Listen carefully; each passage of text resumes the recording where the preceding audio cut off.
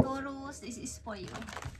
Para to sa mga Taurus, guys. At titinan natin ang inyong message today. Today is November 3. Pag ito ay hindi na-upload tonight, is baka bukas na. Pero ito ay November 3. Okay, guys? Taurus, sa mga Taurus.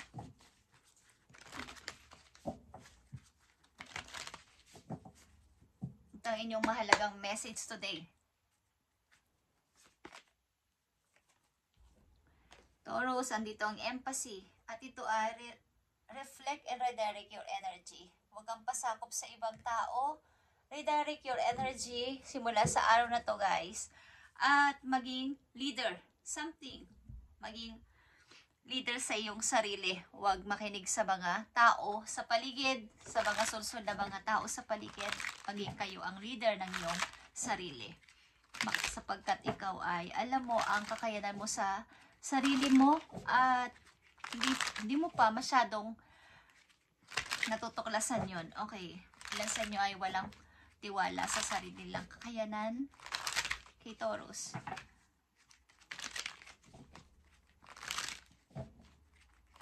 Sa mga Taurus na bibigyan ng message today, November 3, 2025. Ito ang inyong message. May kinalaman din to sa pag-ibig ninyo. Okay? Blowing kiss is here. Giving and receiving is here, guys. At fairness and love. Maring kayo ay fair pagdating sa love. Pag umiibig kayo is fair kayo. At merong unconditional love. May pangunawa sa inyong karelasyon. At hindi masyadong seloso, hindi masyadong selosa. Iniintindi nyo ang kanyang mga explain sa inyo, mga sinasabi sa inyo. Hindi kayo yung tipong mabunganga, okay? Tahimik lang kayo. At isa pa, andito ang seduction. Okay. At lapitin din kayo ng mga third party na sinasabi at mga temptation something, yung mga tukso. Lapitin kayo ng tukso, guys. So, yun ang inyong pag-ingatan kung ayaw ninyong matukso.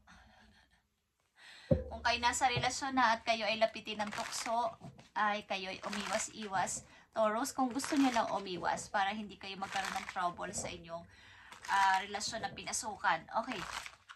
So, emphasis here, reflect and redirect your energy. Simula sa araw na to, mag-direct kayo sa inyong energy. Huwag kayong pasakop sa ibang tao at sa mga solusyon nila, sa mga sinasabi nila. Kayo mismo ang mag-decision sa sarili niyo. Tingnan natin ang mga message for you, November 3, 2025. Okay, tingnan natin, Taurus, para magkaroon kayo ng guide. At kaya almost tayong araw-araw halos araw-araw bibigay ng message sa inyo. At ito ay pinapag-pray natin is para to sa iba't ibang energy na mga sign na binabasahan ko. Hindi lang sa iisa, okay, sa mga Taurus, okay, hindi lang sa isang tao, sa isang energy ito, guys. Okay, ilan sa inyo ay nasa healing process at may tumutulong naman sa inyo. Kumbaga may nagko-concern, may concern na tao na nagbabantay sa inyo, something na inaalagaan kayo o kino-comfort kayo. Kung hindi man ito sakit, is maaaring kayo ay nagkaroon ng malungkot na nararanasan o malungkot ang inyong nararanasan sa inyong kasalukuyan. Okay.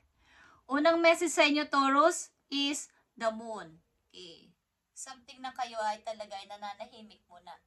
Ayaw nyong paistorbo.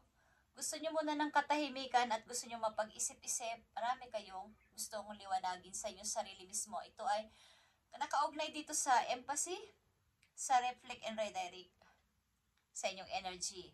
Kaya gusto nyo muna ng katahimikan at mapag-isip-isip sa sarili ninyong mga desisyon, sasalitain o gagawin sa buhay is gusto nyo is galing mismo sa inyo. Walang sulsul na ibang tao at mga salisalita nila. Okay. Hangman is here. Okay. Something talaga na kayo ay nananahimik at hindi mo na gumagawa ng anumang aksyon ng decision. Nag-iisip-isip, ano ba ang aking gagawin? Komportable naman ako sa sitwasyon ko sa ngayon. Ito man ay family, ito man ay kasintahan, asawa, but may konting pag-iisip-isip. Kaya kayo ay tahimik. Nakikiramdam. Nandito ang strength. Okay, tuloy-tuloy kayo sa inyong pag-moving. Something na positibong pag-move sa buhay at pagbibisi-bisihan sa everyday ninyong life. Sa trabaho man yan o sa inyong pakikibaka o salamuha sa ibang tao is pinipilit ninyong maging mabuti sa lahat at wala kayong sinisino-sino. Kahit na kung sino lumapit sa inyo, pasaway man yan o mahirap pakisamahan inyong in-entertain. Something na kayo ay mabuting makisama, Taurus, at nakikiayon sa iba kahit napakahirap pa nilang intindihin. At andito ang mga energy ng Scorpio, Sagittarius, Leo, and Libra. Okay? At nandito ang Two of Cups.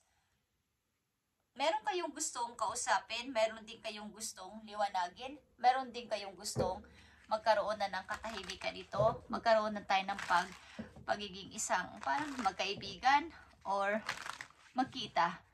Matagal na ninyo itong hindi nakikitang tao at gusto ninyong kausapin para magkaroon na ng tuluyang closure at magkaroon na ng katahimikan ang bawat isa. Okay, ito man ay pag-ibig or kaibigan. Is gusto nyo magkaroon na kayo ng kaliwanagan at magkapatawaran, something. Sapagkat andito nga yung mga kaguluhan sa inyong isip. At di maalis-alis. Okay. Taurus, tingnan pa natin ang mga message for you na mga nandyan na sa inyong kasalukuyan or paparating pa lang. Andito yung Ace of Swords, okay? Kaliwanagan talaga to. After ninyo makapag-isip-isip, sobrang kaliwanagan ng inyong nalaman sa inyong utak. Okay, nagkaroon na ng clarity. Ang matagal nyo ng pag-iisip-isip. Parang, ito na yung sagot. Ito na yung dapat kong gawin. Ito na yung dapat kong isipin at planuhin. At nandito ang Nine of Cups. Something sa ginagawa ninyong mabutihan sa ibang tao, pakikisama sa ibang tao, pagiging isang mabuting tao is may katumbas, may reward at may award. Reward or award. Something na kayo din ay pinagsisilbihan at mabait din sa inyo ang mga tao sa paligid ninyo at masaya kayo dito. Maging sa pamilya man ninyo, binibigay nyo ang lahat ng inyong kayang ibigay sa kanila para sila ay mag-fulfilled o magkaroon ng kaligayahan o kasayahan. Maaring sa inyong pamilya, may mga magulang kayo man o mga kapatid o malalapit na relatives na inyong gusto, ay ibinibigay nyo ang kailang mga gusto. Ng mga anak man kayo is para maging masaya sila, binibigay mo ang lahat nilang pangangailangan at hindi sila nagkukulang kahit na sa pagkain o sa inumin o sa pananalapi. Is marunong kayo magbigay at ibinabahagi nyo sa kanilang inyong mga naaabot o na-achieve. Okay, guys. Okay. Andito ang Three of Swords and Reverse. Ito nga ay isang tao nagpa-broke ng iyong puso. Something na nanakit sa iyong puso.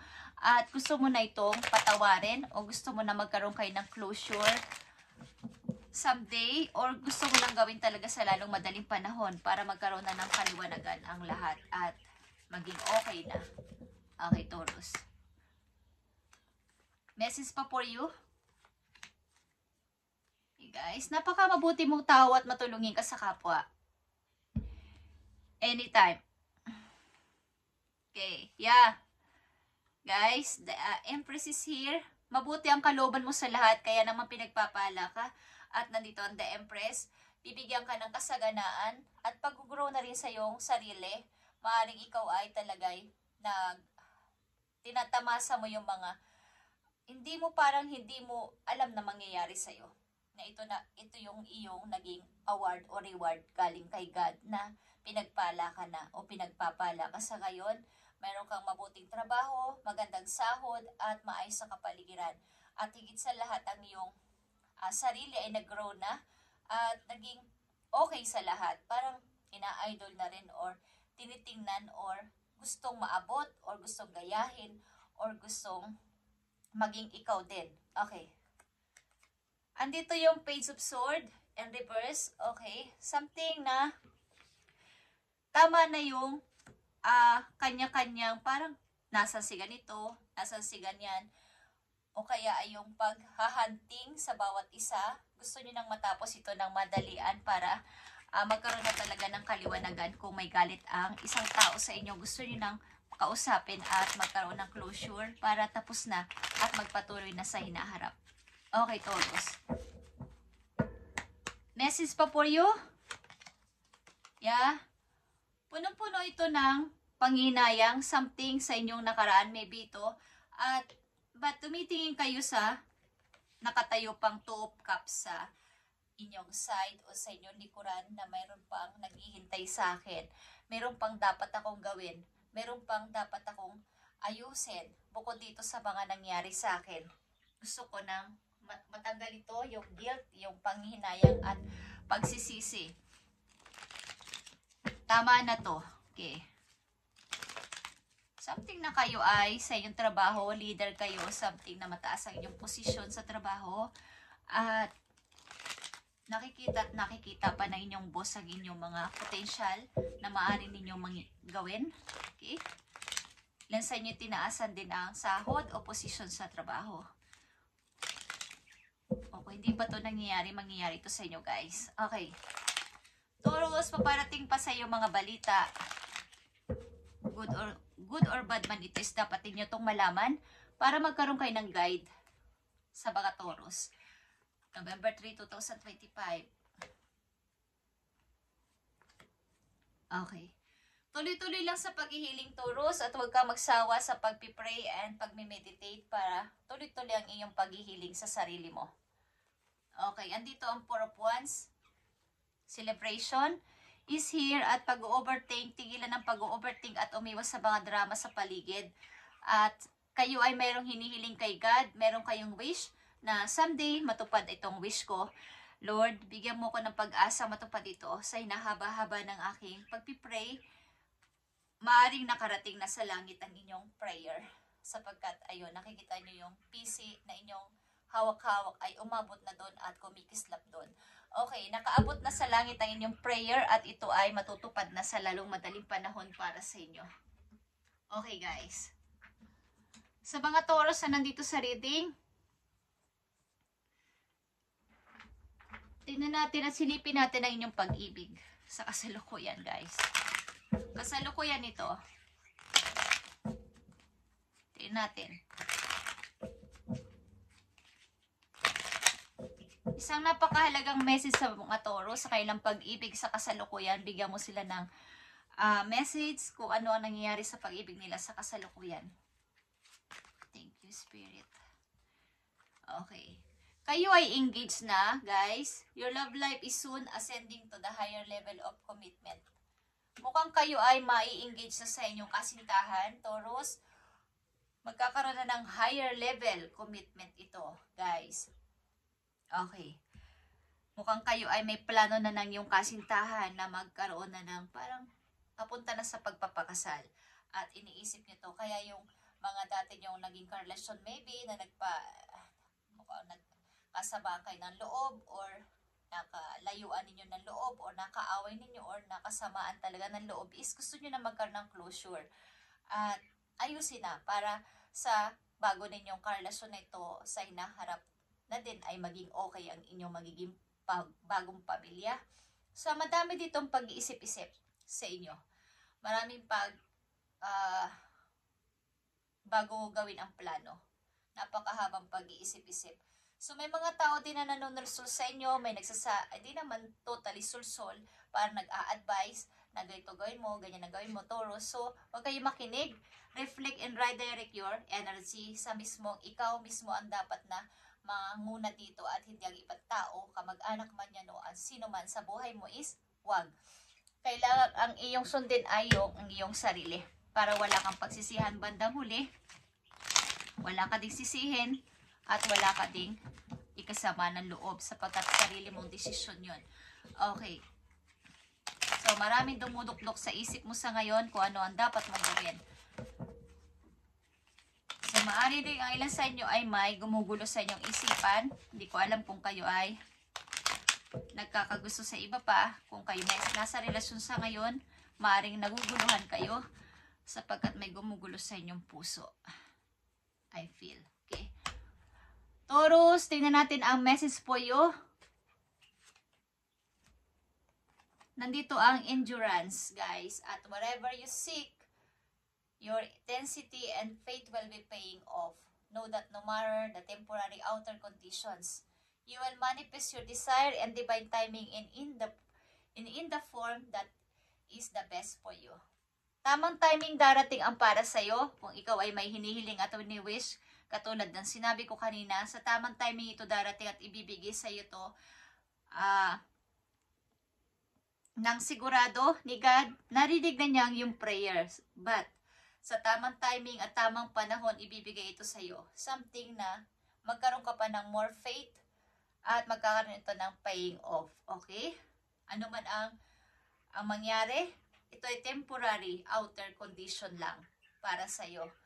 At i-manifest mo pang iyong dinidesire at sa tamang timing, in that different, parang sa ibang form, sa hindi mo inaakala na ito ay mangyayari sa'yo na sa pinaka-the best na paraan.